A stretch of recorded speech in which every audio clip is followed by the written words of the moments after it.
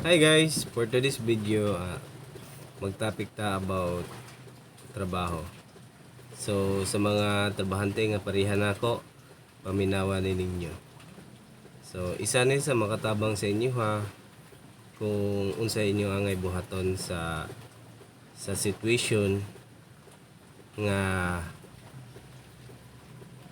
naay problema or gusto na ka mo give up sa trabaho. So kini na topic, ako ning i-share ang ako ang experience base ra pud ni sa ako ang mga naagian nga mga nganin na situation. So nganong kapoy manggid mo trabaho, nganong maabot man sa point nga kaundangon ta, muundang ta, mubalhin ta. So katong deserve ba kani undang gibuhat ba nimo tanan nga imuhang angay buhaton before ka mo hawa or mangita ng trabaho lain. So mo na guys, so dirita sa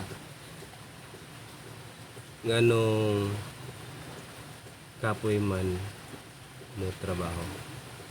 Kapoy ba mo trabaho guys? For me, para sa kuha guys, dili mo gud kapoy ang trabaho guys. Oo, dili gud siya ingon nga ang trabaho mo nakakapoy sa imo ha. Isa sa rason nga nung kapoy mo trabaho guys is tungod sa environment, tungod sa mga kauban nimo ha sa imong gitrabahoan or sa imong trabaho, mga kauban nimo sa trabaho. Oo, sila mo gud tong mga bandali nimo maistorya, permintin mo ka istorya, kalubilan nimo pirmi nga sila mo pirmi mo maduulan, mutambag kanimo, mutabang kanimo, magtinabangay mo ana guys. Sila mo gud nang naa-pirmi sa inyo ha. Tapos pag moabot mo sa situation nga na may problema guys, diha mo gud mo masukod kung unsa bagyo ka sa ilaha, unsa bagyo ang inyong teamwork sa opisina, kung tabangan bagyo kanila kung naa kay problema. So pag abot mo gud sa naa kay problema guys, diha mo makita kinsa gid sa ilaha ang mutambag, ang mas maayo unya ang angay ra imong angay nga ilahon nimo nga tinuod gud nimo siya nga friend, dili ingon nga katrabaho ra nimo siya. Kay naa mo gyud time guys nga pag nana kay problema unya dili na ninyo kaya i-handle ang problema, nga isa ka sa nadutan sa problema, murag ikaw na lang po mo pasan sa tanan mga problema guys. So mo na nakalisod na part nga murag kapuyan ka kay imbis kay magtinabangay mo kay namo diha sa isa ka trabaho, isa na magtinabangay mo kay isa mo ka kauban sa trabaho, isa mo diha ang company or whatever nga agency, private, public, government, kauban mo sa trabaho, so magtinabangay gud mo. So kung gangkunon mo siya tanan guys, mahulog mo gud na nga kapoy gud. Oo, kapoy mo na nakakapoy guys. Kay giangko nimo tanan problema nga dili man dapat. Nga pag abot mo gud sa point na nga na guys, kapuyan na ka. Makahuna-una na dahil kag wa na lang duty or wa na lang trabaho, mangita na lang kag bag-o. Di ba guys, mamagid na mo mahuna-unaan. Mag din kay mabutan sa mga una nga ay nga na demo sa kuha or something nga na mayo ra day sa sugod or mayo ra pagitang tao. Normal so mao gid ay Muslim ang hitabo guys nga. Isa ra pud sa akong ika-sulti guys no, base pud sa experience.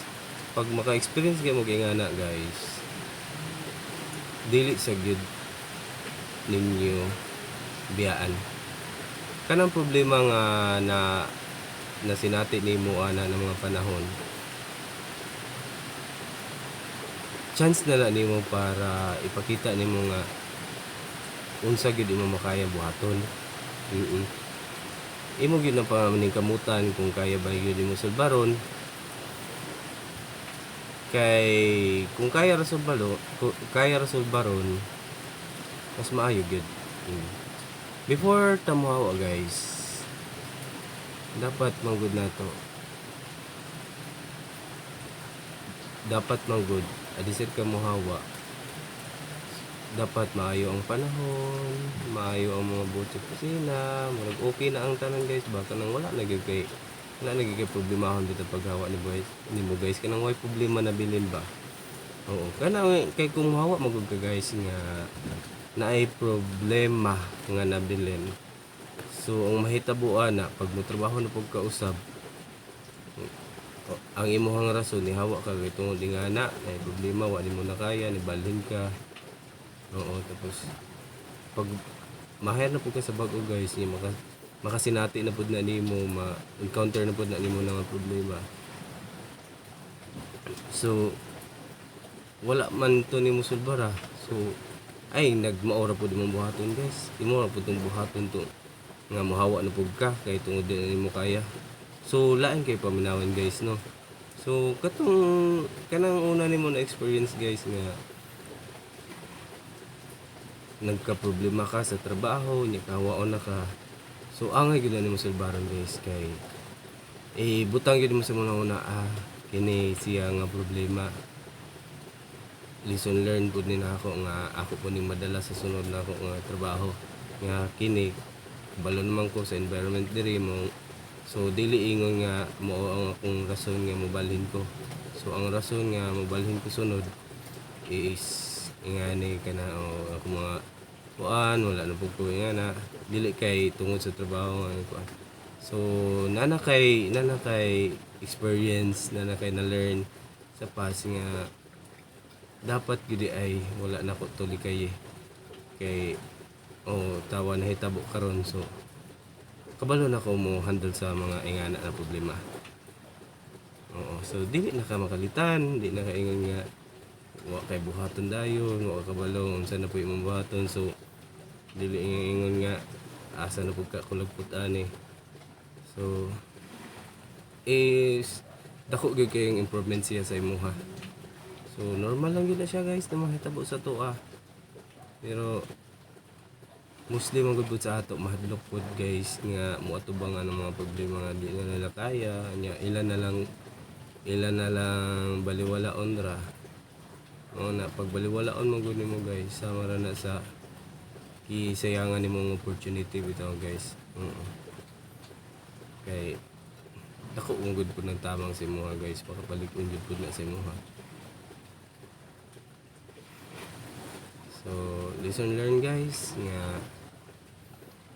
kung pagkaagi mo nga ng mga situation, it's better nga inyuhag yung atubangon o nya stable na yung tanan, sa maayo, mas okay na ang tanan before ka mo live guys. Maragid na ang pinakamayo ng buhaton.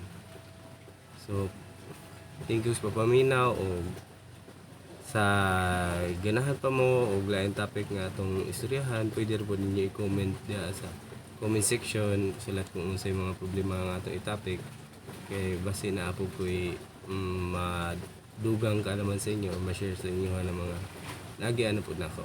So base rin po na sa mga problema akong nagiano ng experience guys. So salamat o subscribe or follow my account. Thank you.